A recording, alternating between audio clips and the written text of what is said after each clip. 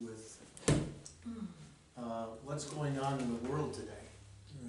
This is the book of Exodus has been used, well, let's say, for centuries to pinpoint where the people of God's land was. Okay? For centuries. I mean, basically, the whole idea of the Crusades was because this is the promised land, was where what we would call Israel today. So there was that thing to go take it back. And they're still fighting. Yes, they're still fighting. But one of the issues is this. All right. One of the issues is one of the sides says there's no historical evidence anywhere that says this land belongs to you. You like a document, you mean? No, any evidence at all. Stones, temples, anything. There's nothing. And that's one of the things that we're going to be looking at. You know, is this what we're reading? Is this, good enough evidence to say that the people of Israel belong where they are? There's a lot of people that are trying to prove that's not the case. And for example, would somebody like to read the first 5 verses? Sure, I can do that.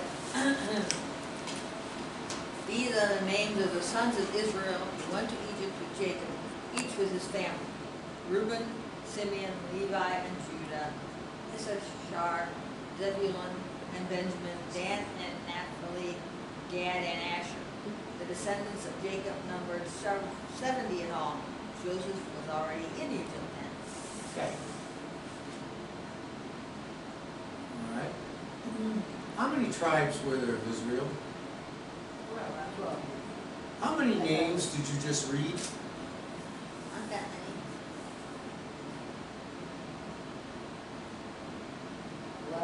11. Joseph never had a tribe. So people are saying, wait a minute here. How can you talk about 12 tribes when there's only supposed to be 11? Don't worry, there's another part of the Bible that says there were 13. So people are saying, hey, already you've got an issue here with what's going on. Already that, this doesn't jive. Why doesn't Joseph count? How come he didn't count? He ruled Egypt. Yeah, because he never had a tribe. He was living in He Egypt. ruled Egypt. Yeah, but they went to Egypt. So Right, but he wouldn't- stayed, remember, he never was in the promised land. Oh, That's the difference. He was never in the promised land. so all these other people were? All those other people were. That's where they came from. They should be easier to read. So we're going to find out how they got there and everything. But Joseph didn't count.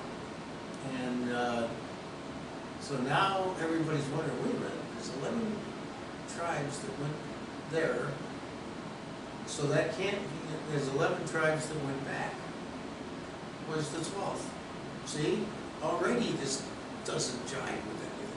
You have to look, they're fighting for every piece of evidence, one way or the other, they can get their hands on. So now we know But if there is no record, what are they going to do?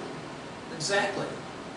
So both sides are trying to find a record one way or the other. And there is no record, right? So far, they haven't found one. There's no artifacts or anything that they can deal with. All they have is what we're about to talk about. So it's up to you to decide, if you're a deciding person, whether this is something that a story that got glorified a little bit, or accurate. That's the question.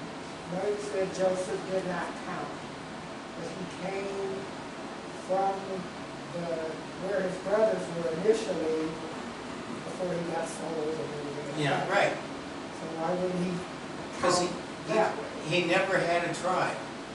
He never had the family like the rest of them did. Remember, it said that, yeah, so he wasn't, his family, he wasn't part of the 70 that came in, see? So, but that's, So he got burned. yeah, and so, no, what the heck, he was already in the life of luxury, what did he care? And he does have a child or two, I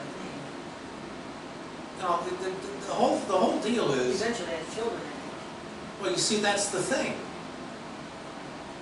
We're going to find, as we go along, that there is no record of Joseph ever existing, other than what we're about to read today. So would somebody like to read verse number 6 through the end of chapter 1? Now Joseph and all his brothers and all the generation died. But the Israelites were fruitful and multiplied greatly and became exceedingly numerous, so that the land was filled with them. Then a new king who did not know about Joseph came to power in Egypt. Look, he said to his people, the Israelites have become much too numerous for us. Come, we must deal shrewdly with them, or they will become even more numerous.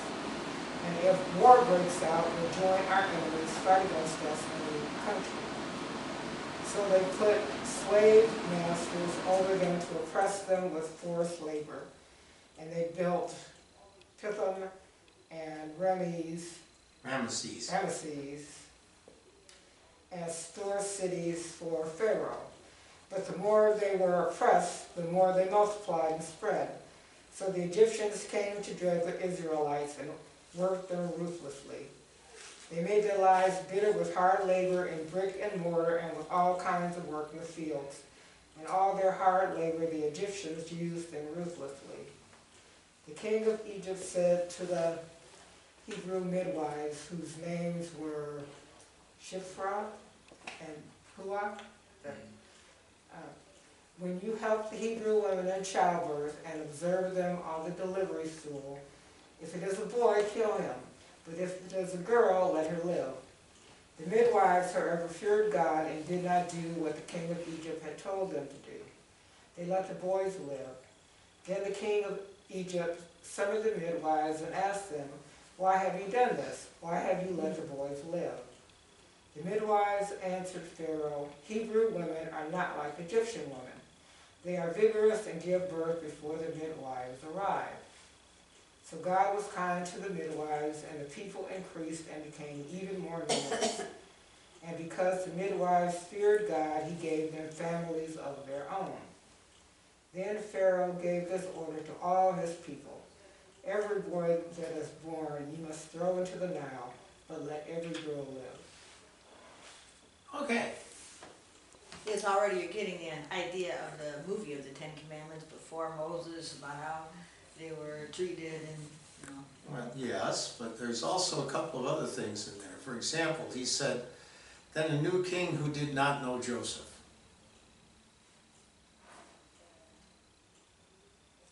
The Egyptians chronicled everything. To this, they did it in hieroglyphics, they did it in pictures, they chronicled everything. There's all kinds of records dating back that far. And they don't show Joseph on that either? They don't show Joseph at all. Well, would this king have been the son of the king that Joseph was a servant of? Yeah, wasn't it? I don't think so. No, these many generations have gone Yes. by. Oh, okay. Because remember, there's only 70 of them when they started. So, the new king who did not know about Joseph, that has been an argument for years. Show us anything that says that Joseph was real. This here says probably it was Ahmose, the founder of the 18th dynasty, who expelled the high coast, foreign, predominantly Semitic rulers of Egypt. He expelled them, and they were the ones that knew Joseph, and he was a totally different person. Yeah, well, the point I'm making is, today, that's their argument. If there was no Joseph, then there was no Moses. If there was no Moses, then this land doesn't belong to you. But they have had the Torah then, and They didn't write it in that either? and would No. they have put names in the Torah or no? Well, the Torah was supposedly written by Moses long after this. Oh, Supposedly Moses wrote the first 5 books of the Bible. So everything else was oral history before that. Exactly. yeah. But like I said, if you look at the pictures of all the tombs and everything, there's all kinds of drawings on walls and everything, chronicling everything that ever happened. And nothing that they could find says a word about Joseph and his existence. So keep that in mind as we go on here. This is what the Jewish people say is their evidence that this land, land that they're going to belongs to them. And people are shooting pot shots at it, saying, hey, from the very beginning this thing doesn't make any sense. So, Just give the land to somebody else. but now, what do you think about the fact that they were going to kill the boys and let the girls live? Because boys can have, you know, that's the only way women are gonna have babies. Yeah, so You know, you're gonna have, that's the only way you're gonna do it. either that or they're saying, well, we'll let the Egyptian guys take over. Yeah, you know. So I found that always interesting. Well, it's interesting too. It's like the Jewish people are smart, and the people that are that serve, you know, are over them, they're overseers, are kind of dumb. So she says, well, you know, Jewish women don't give birth the same way as Egyptian women do, and they believed it. Yeah. Yeah, that's true. Then I'm like, they're not too bright, the ones that are over them. So, but the point of the matter is that God was very much present in the lives of these people. And supposedly the story of Joseph reinforced with Jacob and his sons how powerful and how compassionate God is. And so even the midwives, you know, it said they feared God. So, you know, think about what that means. Here's somebody who can wipe me out in a second. And here's this God who, I'm not sure who God is, but I pretty much know that God is out there somewhere. And I'd rather face somebody with, you know, that could kill me in a second than face God. So that's how the kind of power God had over these people. Now the Egyptians were worshiping all kinds of different gods. They had a whole bunch of them, just like every other, you know, people of the time did. Then they have like statues and Oh, yeah, sure. sphinx and all that stuff. Yeah, that's like I say. They find these things in tombs and whatnot, and you know, the idea was that you would put these things in the tomb, and it would help them on their way to wherever they were going. So we find out that the Israelites are growing in number. Okay. Now remember, it said they only started with 70. So they must now be a force to be reckoned with.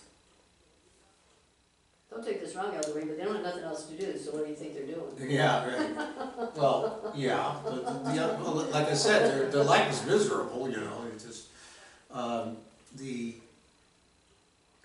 whole point is there was a lot of building going on, and so they needed somebody to do the work. The other thing is, there's another conspiracy theory that says that when you look at the pyramids in particular, how they were built, that no human being on this planet could have done it. Yeah, they say aliens. Yeah, Oh, they do?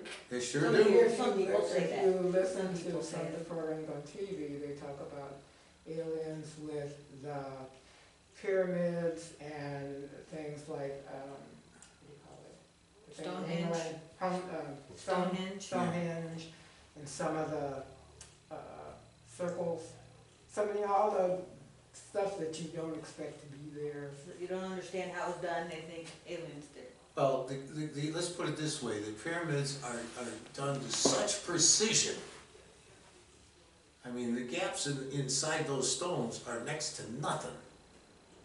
And they're saying that no, they didn't have tools that were capable of doing that. So there's, in other words, there's a whole lot of conspiracy theories about what we're about to read, is my point. Now, if you went to Sunday school, you know the story in chapter 2, verses 1 to 10. So who wants to read that one?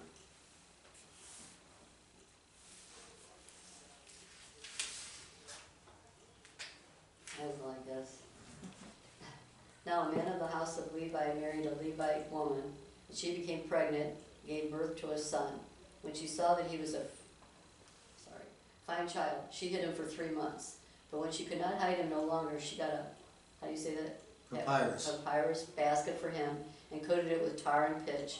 Then she placed the child in it, and put him among the reeds along the bank of the Nile. His sister stood at a distance to see what would happen to him. Then Pharaoh's daughter went down to the Nile to bathe, and her attendants were walking along the riverbank. She saw the basket among the reeds and sent her slave girl to get it. She opened it and saw the baby. He was crying, and she felt sorry for him. "This is one of the Hebrew babies," she said.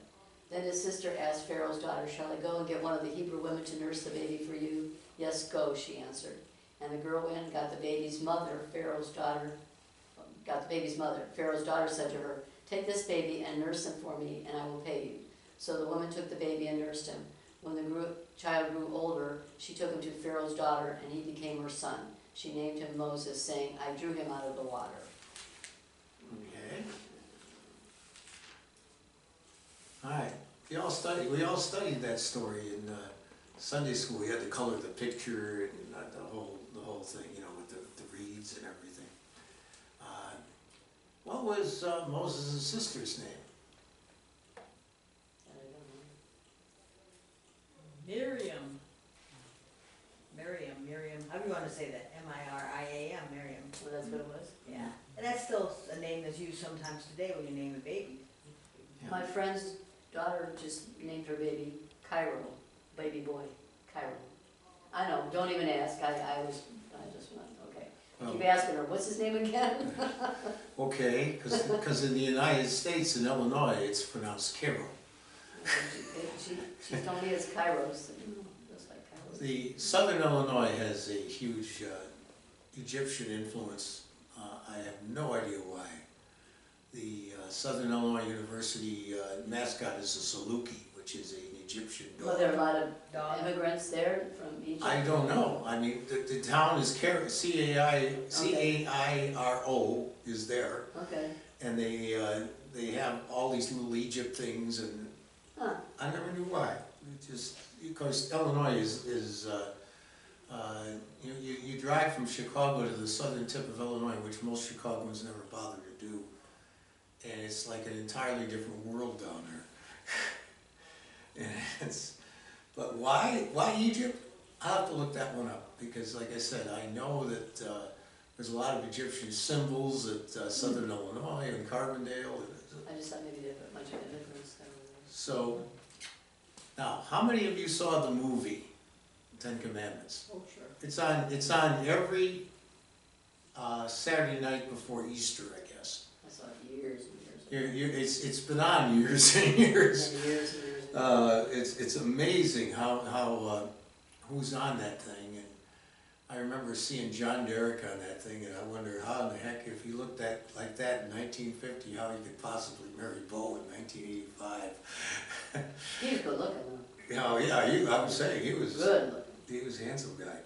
But no, so there's a lot of stuff in the movie that isn't in the book here. A lot of stuff. It's a movie though. Yeah, I know. But according to Cecil B. DeMille, he takes his word from the historian Josephus and, in big letters, the Holy Bible. But there's a lot of stories in there that don't happen, that are in the movie that you don't see in the book here. For example, I'll read the next section. Moses flees to Midian, okay? In the movie, there was a lot of events that were going on between out of the water and Moses had grown up. In fact, whoever Pharaoh was had to choose between Moses and Ramesses as to who the next Pharaoh was going to be, according to the movie. Now, there's nothing here in the Bible that suggests that.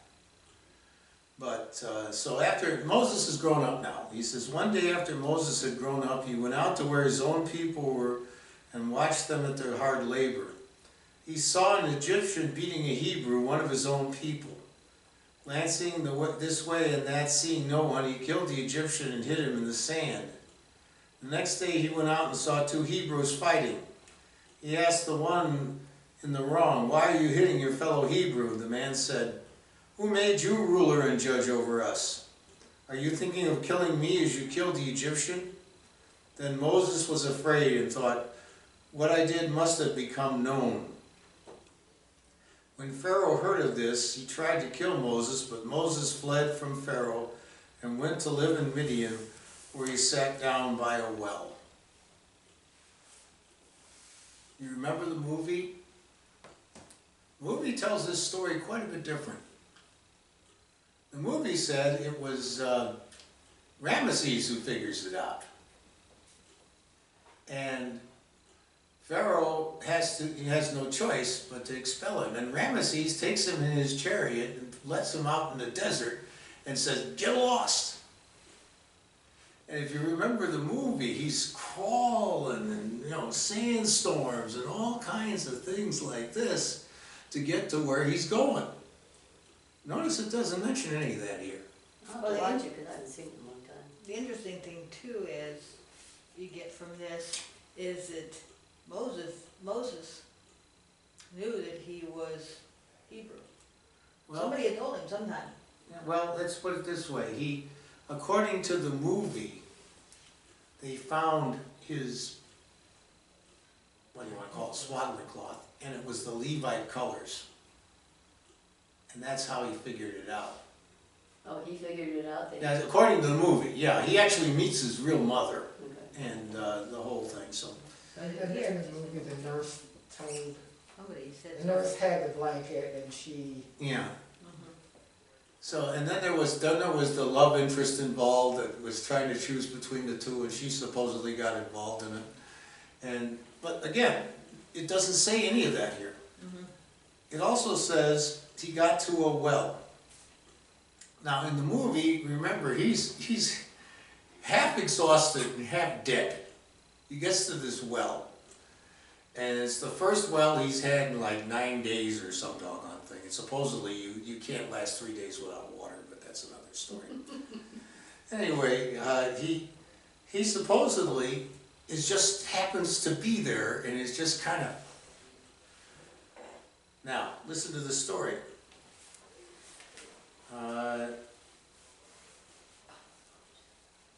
Now a priest of Midian had 7 daughters, and they came to draw water and fill the troughs to water their father's flock.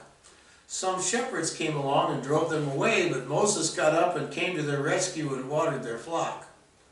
When the girls returned to Reuel, their father, keep that name in mind, he asked them, "Why have you returned so early today?" They answered, "An Egyptian rescued us from the shepherds. He even drew water for us and watered the flock." "And where is he?" asked his daughters. "Why did you leave him? Invite him to have something to eat." Moses agreed to stay with the man, who gave his daughter Zipporah to Moses in marriage. How did the movie say that happened? they did some kind of dance. Yeah, they had to come some kind of. Who wasn't dancing? Yeah, where was she at?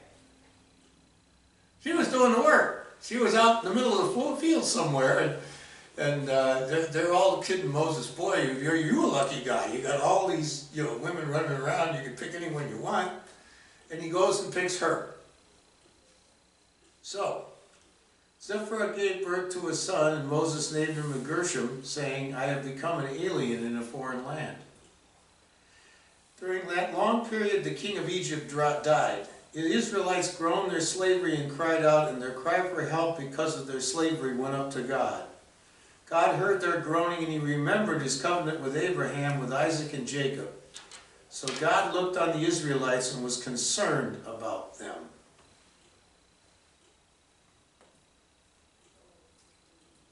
Okay? Now,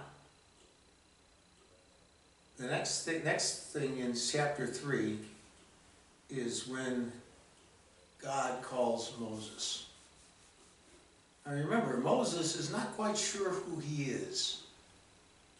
He lived a good life, but at the same time he's Hebrew, so you know, he, as far as he was concerned, he was doing what, you know, most Hebrews would love to be doing, and that is tending his own flock.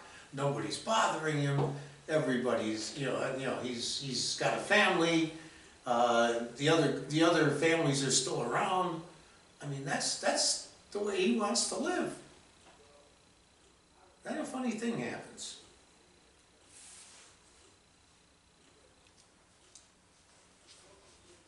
So why don't someone please read for me the first 12 verses of chapter 3. Okay. Now Moses was tending the flock of Jethro, his father-in-law, the priest of Midian, and he led the flock to the far side of the wilderness and came to Horeb, the mountain of God. Hold on one right there. Who does he say the father-in-law is? It's not Reuel. It's not Reuel. What happened? Good question. I'll look that one up. Continue, please. There the angel of the Lord appeared to him in flames of fire from within a bush. Moses saw that though the bush was on fire, it did not burn up. So Moses thought, I'll go over and see this strange sight, why the bush does not burn up. When the Lord saw that he had gone over to look, God called to him from within the bush, Moses, Moses. And Moses said, Here I am. Do not come any closer, God said. Take off your sandals, for the place where you are standing is holy ground. Then he said, I am the God of your father, the God of Abraham, the God of Isaac, and the God of Jacob. At this Moses hid his face because he was afraid to look at God. The Lord said, I have indeed seen the misery of my people in Egypt. I have heard them crying out because of their slave drivers, and I am concerned about their suffering. So I have come down to rescue them from the hand of the Egyptians, and to bring them up out of that land into a good and spacious land, a land flowing with milk and honey, the home of the Canaanites, Hittites, Amorites, Perizzites, Hittites, and Jebusites.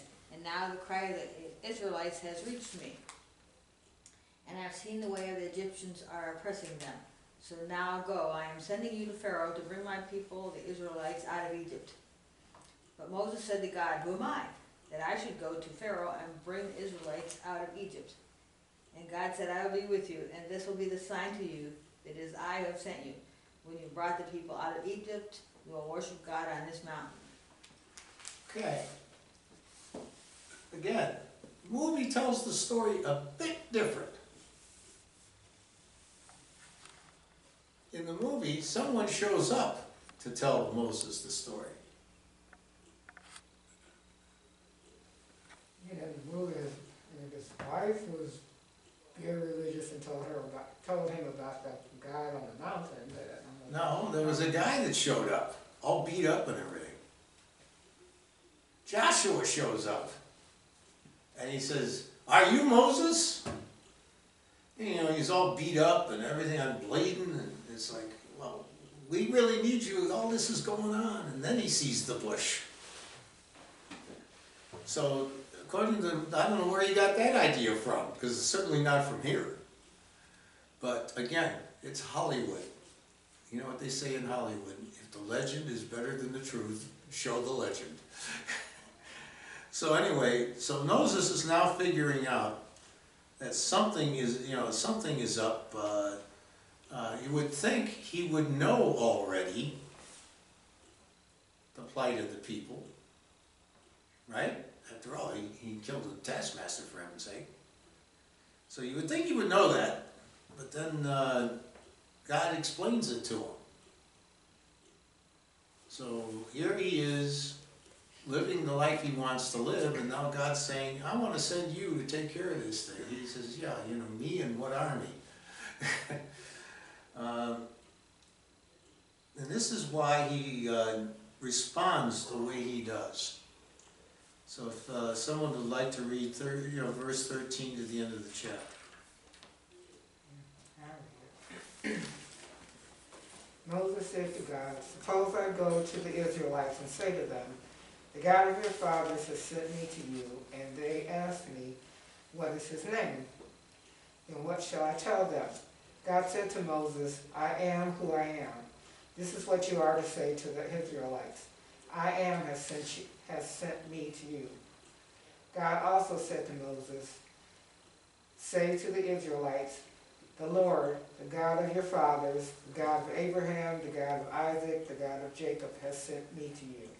This is my name forever, the name by which I am to be remembered from generations to generations. How far to go? Keep going. Go, assemble the elders of Israel and say to them, the Lord, the God of your fathers, the God of Abraham, Isaac, and Jacob, appeared to me and said, I have watched over you and have seen what has been done to you in Egypt. And I have promised to bring you up out of your misery in Egypt into the land of the Canaanites, Hittites, Amorites, Perizzites, Hivites, and Jebusites, a land flowing with milk and honey. The elders of Israel will listen to you. Then you and the elders are to go to the king of Egypt and say to him, the Lord, the God of the Hebrews, has met with us. Let us take a 3-day journey into the desert to offer sacrifices to the Lord our God. But I know that the king of Egypt will not let you go unless a mighty hand compels him. So I will stretch out my hand and strike the Egyptians with all the wonders that I will perform among them. After that he will let you go, and I will make the Egyptians favorably disposed towards this people, so that when you leave you will not go empty-handed. Every woman is to ask her neighbor and any woman living in her house for articles of silver and gold and for clothing, which you will put on your sons and daughters, and so you will plunder the Egyptians. Huh. That wasn't in the movie either, by the way. So Moses is now being called to go and take care of this. And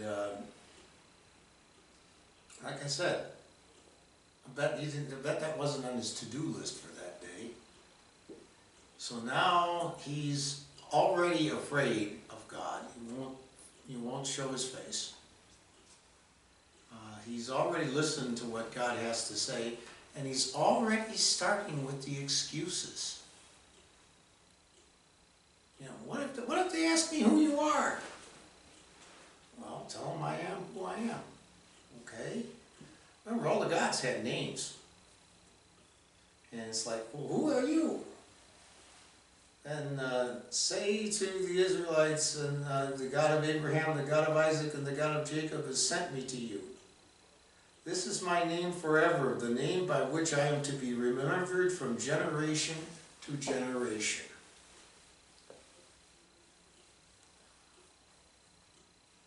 Think about that.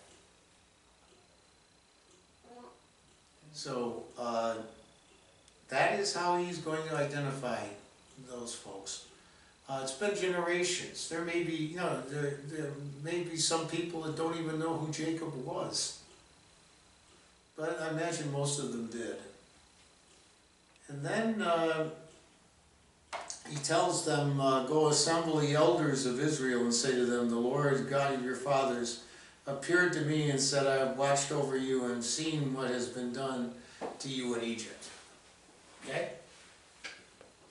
In order to do that, he's got to go there. In a way, like in the movie, he kind of had to sneak into where the Israelites were. Yeah. I'm saying he's got to go there.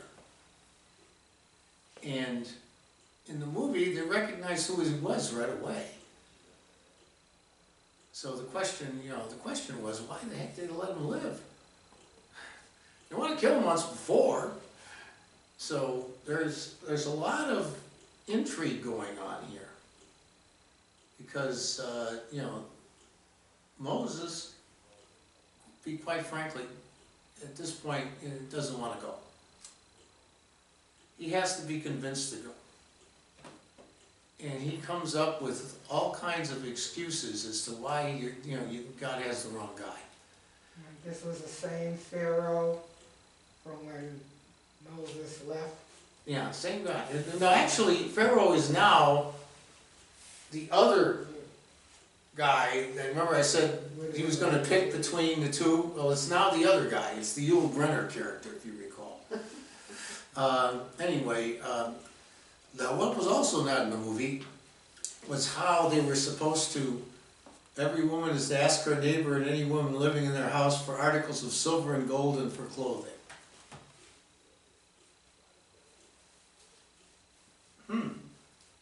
Notice it doesn't, you know, he says every woman. I don't know whether that covers Egyptians and everybody else or what. But anyway, that's how they were going to come up with enough wherewithal to be able to leave, was they were going to do it this way. I mean, they had to make the golden calf out of something. And this is the basis of that something. Was it also, that they needed that stuff to like trade along their journey? That's also true. But the point of the matter is that that was God's command to Moses. And again, in order to give that command, he had to be there. He had to show up there.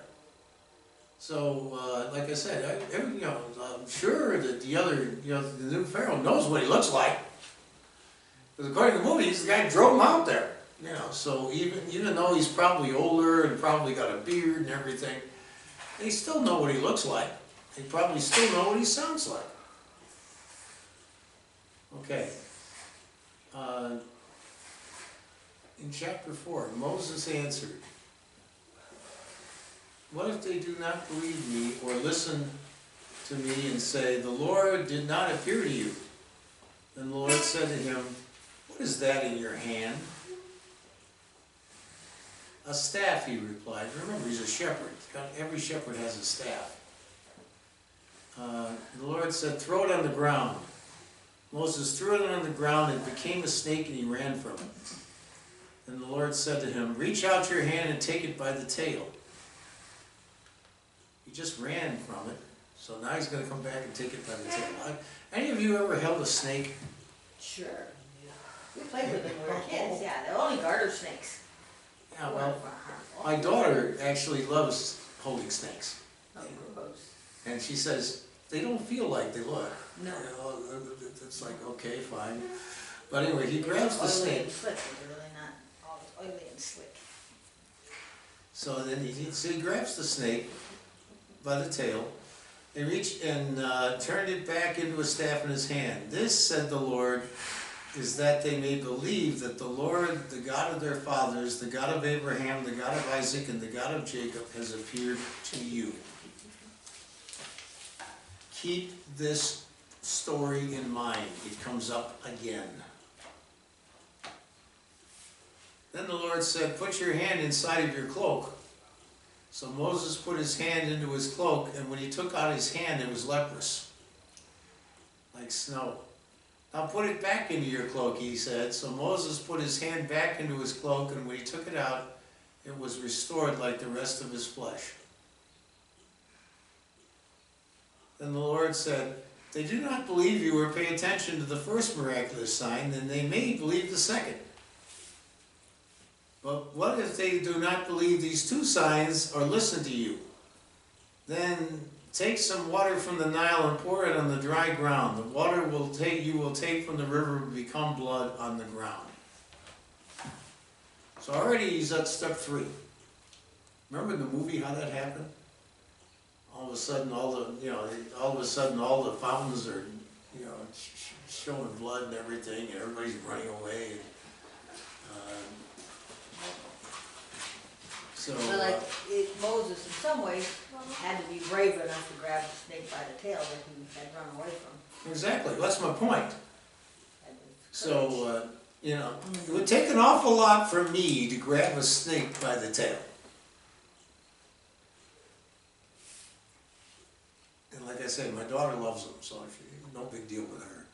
She used to work for the zoo and actually got to, you know, keep the snakes for a while. So Moses said to the Lord, here's the next excuse.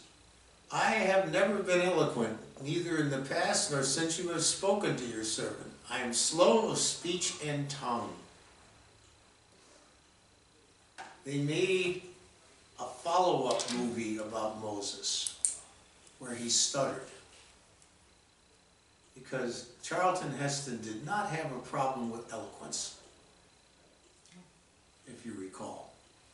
That guy was as forceful a speaker as there ever was, but then they always had this little problem because this is what Moses said.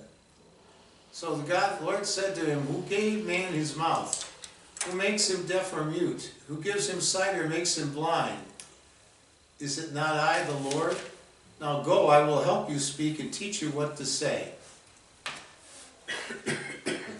Then here is the one in the chapter that you should remember. Moses said, oh Lord, please send someone else to do it.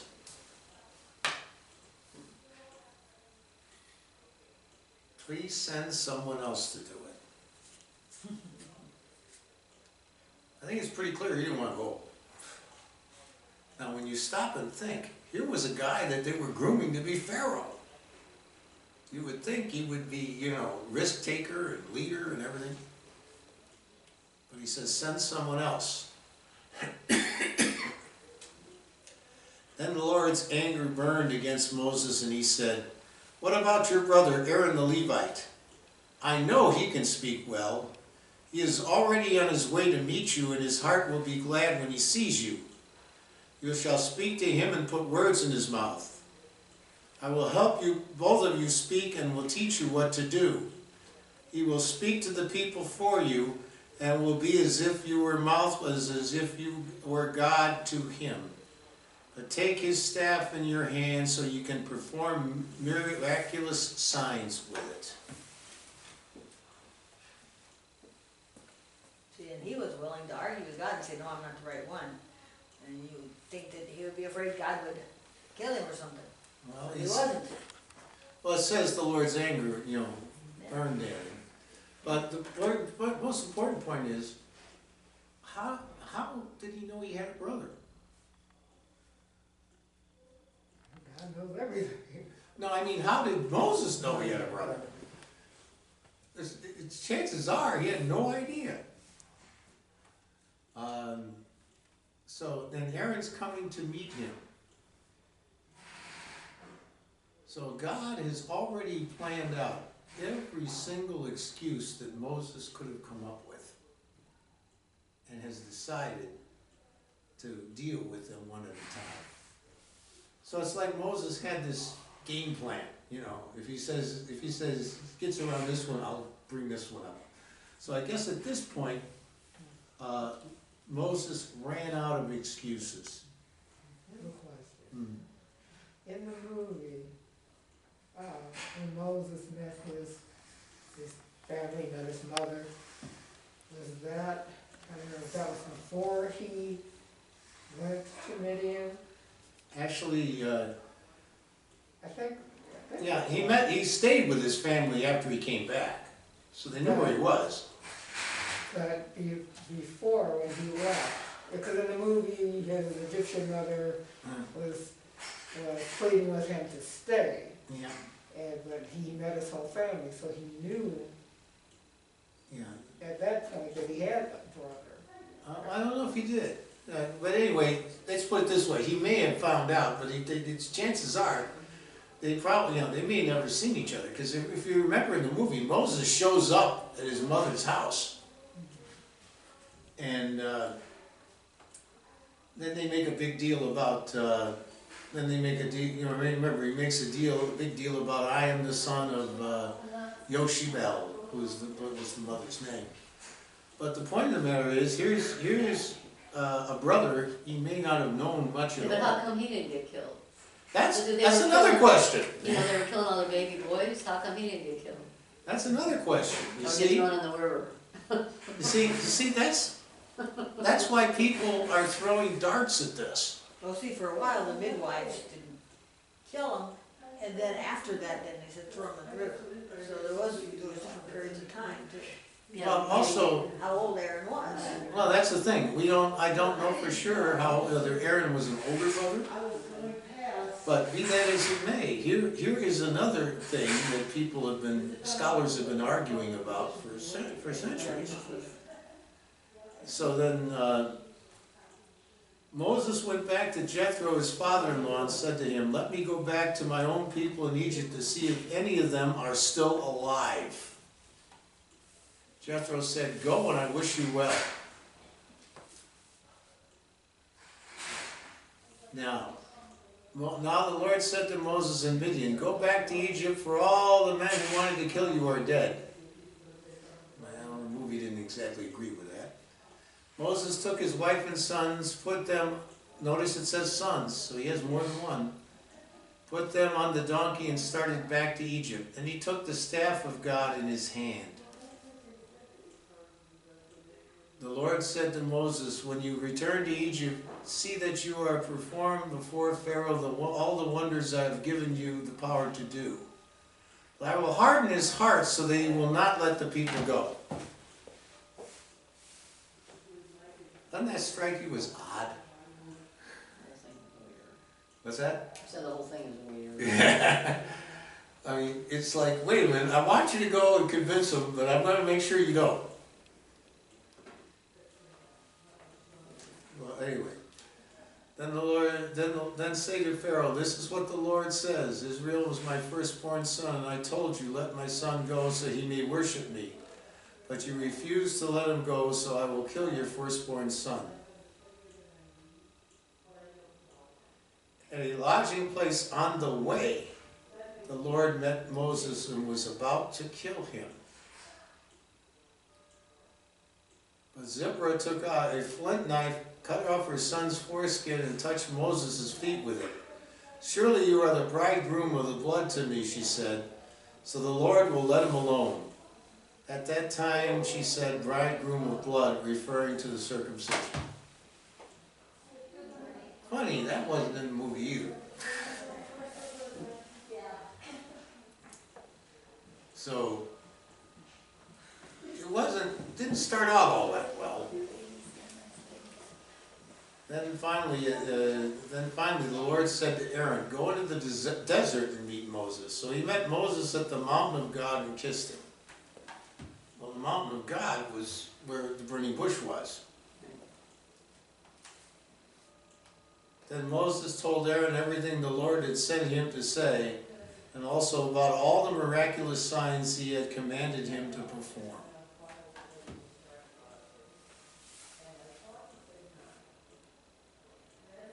So Aaron is finding all this stuff out for the first time. Moses and Aaron brought together the elders of the Israelites, and Aaron told them everything the Lord had said to Moses.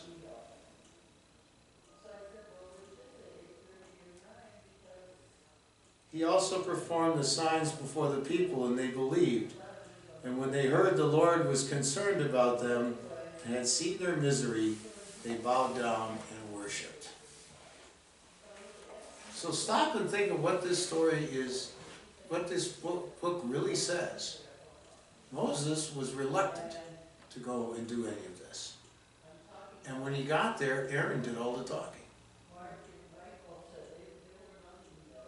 And that is the point I'm trying to make here, is that, sometimes Hollywood makes things into things that don't exactly jive with what's going on. And Why was the Lord angry with Moses? Moses didn't want to go. Because he knew that from the beginning, and he let him go, X distance. Yeah. It's So like, why was he going to kill him then? And was the act of circumcision kind of necessary because Moses grew up Egyptian, so he was never circumcised. right, exactly. Mhm. That's part of it. And also, but like I said, the Lord is probably listening to Moses struggling with this whole thing as he's moving. And he needed to be convinced. But there's a lot of symbolism that comes out of this. Notice it said Aaron and Moses were Levites. What can you tell me about the Levite tribe? It's different from all the rest. Levites are priests. They're the priests. That's where the priesthood began. It began with Aaron. So the Levites became the priests, and as a result, they were not allowed to own land and had to be taken care of by the other tribes. So keep that in mind. That all dates back to Aaron at this point in time. So there's a lot of references to him that we've run across in our studies. For example, there's the psalm where it says, "The oil from Aaron's horn poured over my head." Well, that's how you anointed the priest,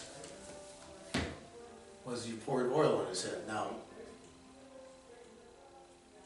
I don't know if I'd like that idea, but again, that's the way they did it. And so for generations after that, anybody who was a Levite was automatically a priest. And that's why there were so many priests running around by the time Jesus was born. There were lots of them. So keep in mind that a lot of the traditions that we have in the church, a lot of the traditions that the Jewish church has, start from right here. Okay? They start with Moses, they start with Aaron, they start with this whole set of events. And that is why the Jewish faith puts so much emphasis on Moses. To them, Moses was like Jesus is to us. He was like the prime mover of everything.